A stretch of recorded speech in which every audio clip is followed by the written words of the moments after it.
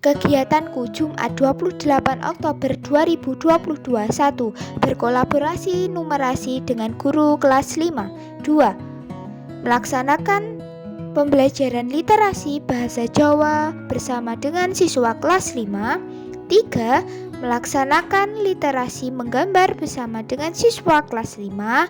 4. Melakukan koordinasi dengan guru kelas 5 mengenai penilaian hasil pembelajaran siswa kelas 5. Sekian, terima kasih.